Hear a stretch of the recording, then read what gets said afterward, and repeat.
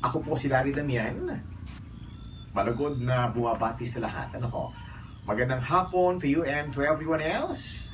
Welcome po kayo. You're most welcome sa isa na namang natatanging kwento ng pag-ibig ng nakaraan. Ramdam ko na kinasasabikan po ninyo ang pagsapit ng mga sandaling ito. Ano ho?